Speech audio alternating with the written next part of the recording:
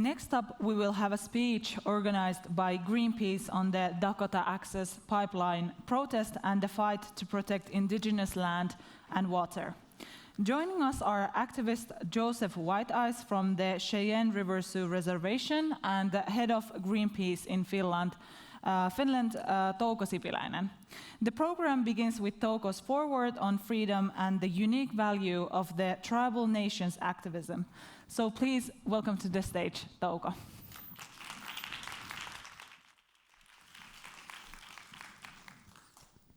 How does it feel when the most powerful state in the world is trying to crush your freedom to protest and your right to your ancestral lands? In a moment, you're going to hear the answer from a person who has lived it. In 2016, in Standing Rock, people from the Sioux tribes did something that shook the world. They stood in front of bulldozers that were cutting through their burial grounds to lay an oil pipeline.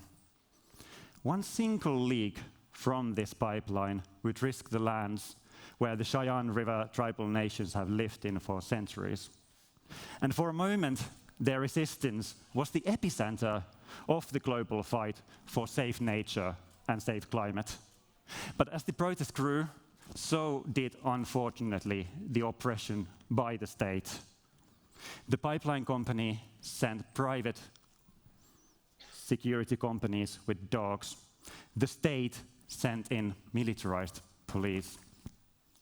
The protests in Standing Rock show how the freedom to protest and the democratic right to put your body in front of wrongdoing is not a given. It's a right we must fight for throughout the decades. But now, let's hear the story of the protests from someone who was there and who saw it from the beginning. Joseph Whiteeyes is a member of the Cheyenne River Sioux Tribe who was among the people who started the protests movement that grew into one of the most iconic struggles for clean water and air of the 21st century. He's traveled to talk to us all the way from Standing Rock. Please, let's give a warm welcome to Joseph Whiteeyes.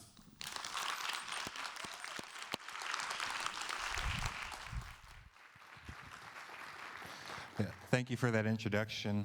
Hamitakapi Tatanka Lamelo na wakpawashte mataha na wamblipaha awati na chante washte na pechuza hapelo. My name is Standing Buffalo. I come from the Cheyenne River Sioux Tribe, and I live in Eagle Butte, South Dakota, and I shake your hand with a good heart. Before talking directly about the Standing Rock protests, I want to talk a little bit more about indigenous resistance leading up to the reason why we fought so hard. So in the beginning, for us, it started with first contact with white settlers and Columbus being lost at sea. And then leading to the 13 colonies and the creation of the United States and what they called manifest destiny, moving from east to west, all the way to the Pacific coast. And in there, and what that specifically was and talking about was it was a right given by the church to colonize our lands, to colonize our peoples through genocide. Now, going directly into Standing Rock, when talking about the camp, we always have to talk about the beginning. So I was a part of a youth organization called the One Mind Youth Movement. And early 2016, in February 2016, the elders from Standing Rock called for support, called for a meeting, and we were the first to answer, our youth group at the time. And at that meeting, we were able to sit in a circle with our elders and our young people, and we bridged a gap there that hasn't been bridged in a number of years. At that meeting, we talked about our shared experiences from a previous fight that we were involved in called the Keystone XL Pipeline. In that fight, we were able to share our experiences around the creation of a spirit camp, shared our experiences around protesting both locally and nationally, and we shared our wins that we had with that previous fight. And so when we started discussing the talks around having a spirit camp, a woman at the back of the room stood up and she raised her hand as high as she could. Her name was LaDonna Allard. She stood there raising her hand and she said, "I have land. Let's have the camp on my land." And so leading up to April 1st of 2016, we ended up opening up what we called the Sacred Stone Camp right at the mouth of the Cannonball River and the Missouri River. 2 miles north of there is where the pipeline was routed to be. But before they had that route come just 2 miles north of the Standing Rock Indian Reservation, its original route was supposed to go above Bismarck around 15 to 20 miles. And that community is historically white. It has a history with racism towards indigenous people in the United States and in our area. And they complained about having clean drinking water. They complained about rights to having clean air and clean land. So as we see time and time again, these companies, these fossil fuel companies, have a tendency to use what they call environmental racism, and they ended up moving that pipeline just north of our reservational borders. When we set up the first camp, or when we set up camp on April 1st, 2016, we started building structures, we started building our homes, and we started getting ready for the long haul. We started having ceremonies, we started singing at night, sharing stories, laughing around the campfires, just doing whatever we knew needed to get done in order to survive there for that long. After the creation of camp and after we were starting to get more settled in, from June 2016 all the way up until August, we had a series of 3 different runs. The first run was from Wokpala, South Dakota to Mobridge.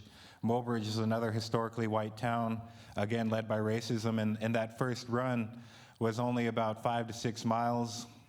And it was really to bring awareness to our communities, both in Standing Rock and the Cheyenne River Reservation where I'm located. And when that run started, we had between 50 and 60 runners run all the way from Wokpala across the Missouri River into Mobridge. And it was really a great success because people started seeing that there was a protest camp up in Standing Rock that was going to fight for our water. The second run that was planned was a little bit later in June, and that was from the Sacred Stone Camp all the way to Omaha, Nebraska, and that was about a 500-mile run. I'm not sure exactly what that is in kilometers. But the reason for that run was to deliver a petition to the Army Corps of Engineers headquarters telling them that we didn't want the Dakota Access Pipeline crossing the Missouri River. And so that run started up in Cannonball River. We ran all the way down the Missouri River, reaching all the different tribes that were along the Missouri River, and we were able to stop there. We were able to tell our story. We were able to share why we were running, and we were also picking up individuals from those reservations all along that route. And by the time we got to Omaha, Nebraska, we had around 30 to 40 people with us, and we delivered that petition successfully. In the coming month, we didn't hear nothing back from the Army Corps Engineers about stopping the permit or doing anything. And so we said, what the heck, let's run to Washington, D.C. and take it to the national headquarters. And so towards the middle of July, we organized. We had about 30 runners. Our youngest runner was 2 years old. Our oldest runner was in her late 60s. And we had about 30 of us leave the Standing Rock camp. Again, we followed the similar route in the state of South Dakota, and then we went into Iowa, Indiana, and we kept going. And that run was about 3,000 kilometers long all the way to Washington, D.C.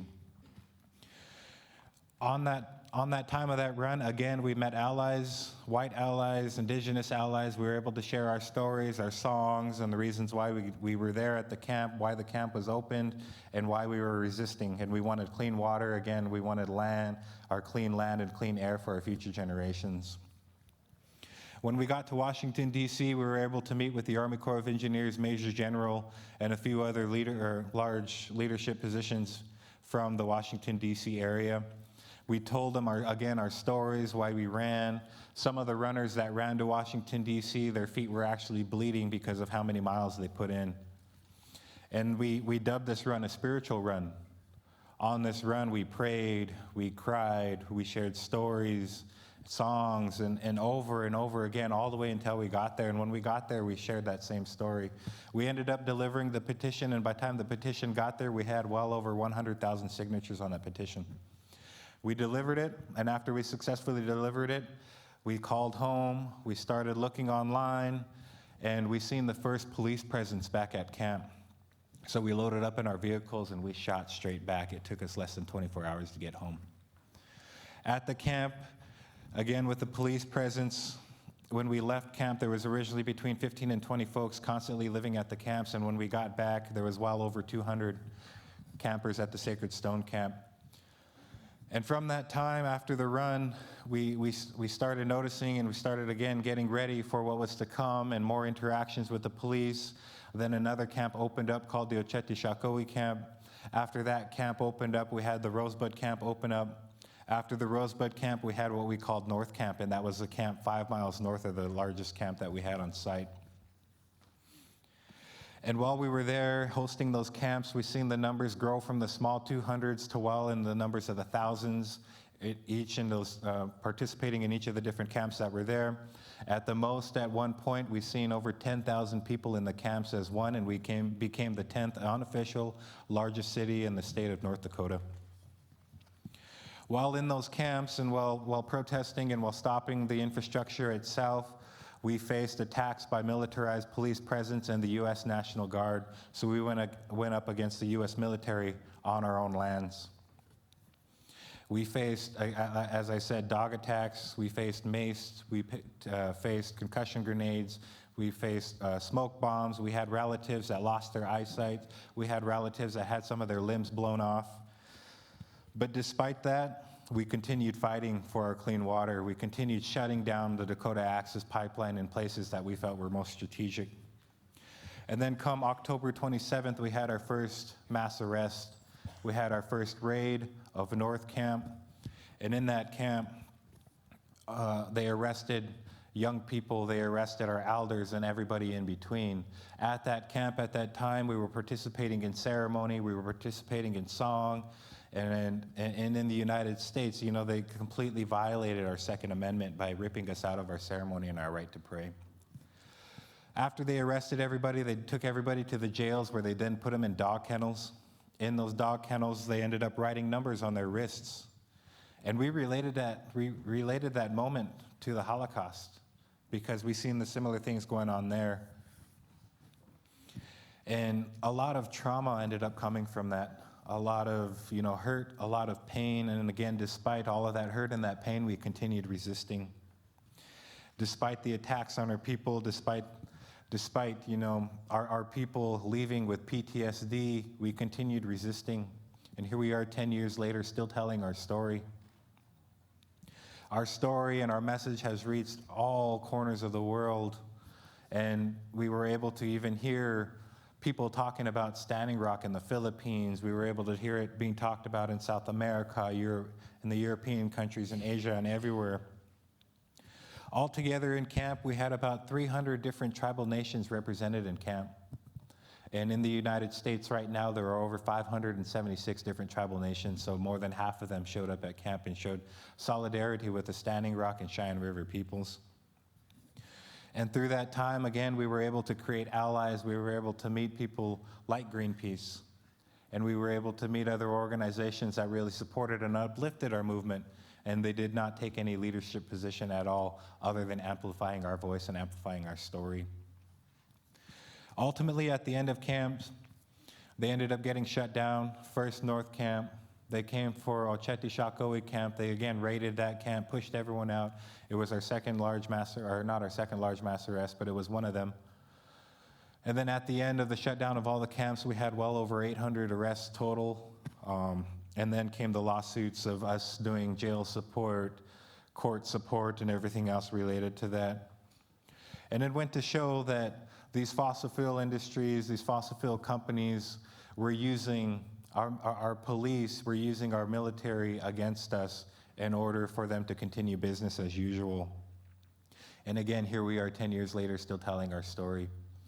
A few years after camp was shut down, around 2018 and between 2024, we've seen a series of SLAP suits come. And at first, they targeted indigenous leaders in the camps, and those ultimately failed. And the most recent SLAP suit was against Greenpeace, our ally, and with that, I'll pass it to you, Touko. Thank you, Joseph, for sharing this extremely valuable story.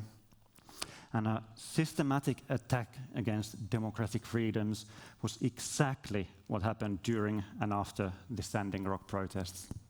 The water protectors could not be silenced on the riverbank, so the energy transfer, the company behind the pipeline, moved the fight somewhere the public couldn't see it, into the courtrooms. Energy transfer is run by a billionaire called Kelsey Warren. He's a major funder of Donald Trump, and he's also said, and I'm quoting here, that environmentalists should be removed from the gene pool. He filed a lawsuit after another. They failed because they were unfounded. But finally, he found a district court and a jury where he got what he wanted. The trial against Greenpeace wasn't fair. More than half of the jury had personal ties to the fossil fuel industry. A legendary US lawyer has said that it was the most unfair proceeding he has ever witnessed.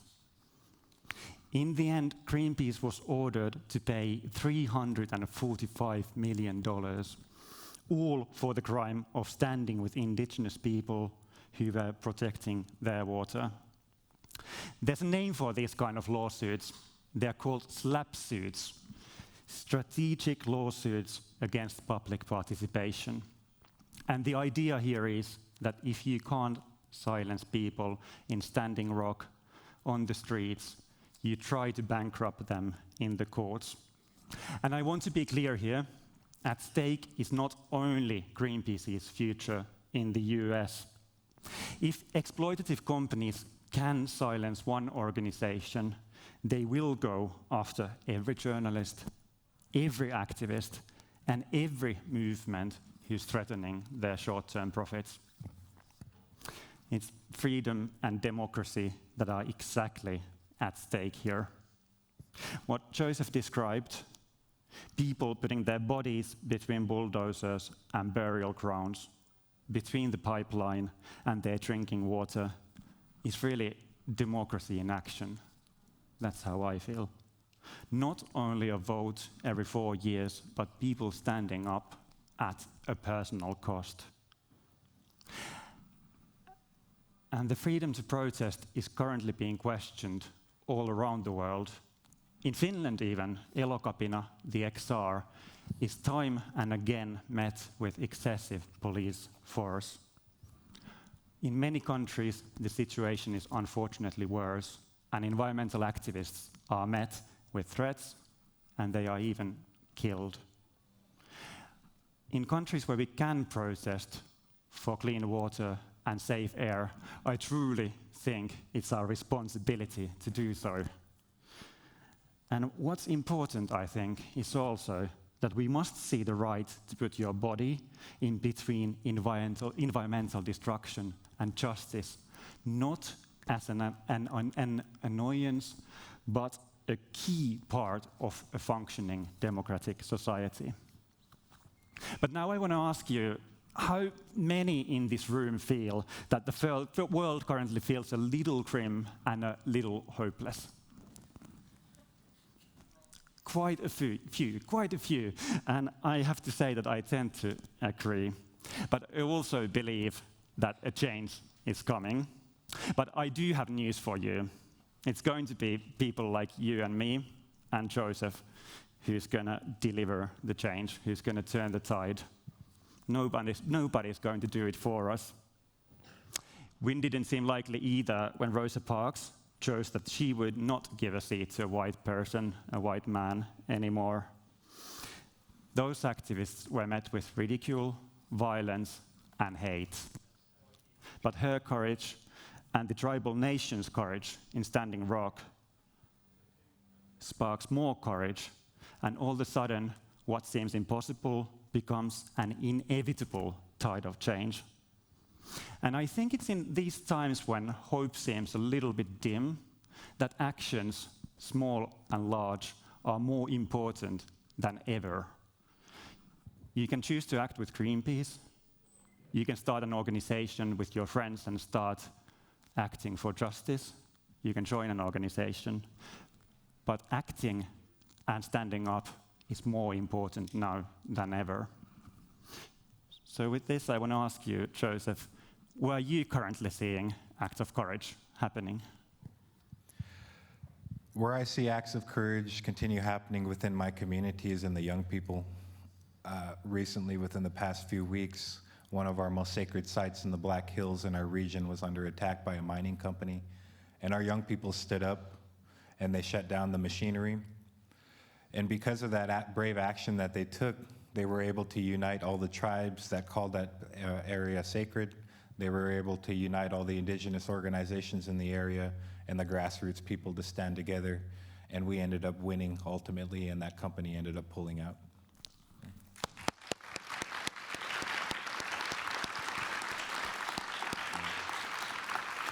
And then I guess I would like to ask you the same question. Where do you see acts of bravery or courage in your communities? My example is not from my community, but from the Sami land. So right now, Sami people and Sami activists in Nangunniemi, Inari, are standing up. Jasper Pääkkönen and other investors are planning a hotel in an ancient old-growth forest. This hotel, if the project goes through, would cater to extremely wealthy tourists, many of whom fly in with private jets. And here's the thing, you can always say that there's space for one more hotel on Sami lands, just one more development. But if you adopt the just once from 100 years, there will be no more space left for reindeer herding and the traditional livelihoods of the Sami people. And that's when resistance is not optional anymore. It becomes unavoidable. But Joseph, you've traveled a long way here to share your story. Thank you for sharing your story, and thank you for your work. The last word belongs to you. I think the last thing I want to say is don't be afraid to stand up for your communities. So with that, Wopila Tanka, thank all of you for being here.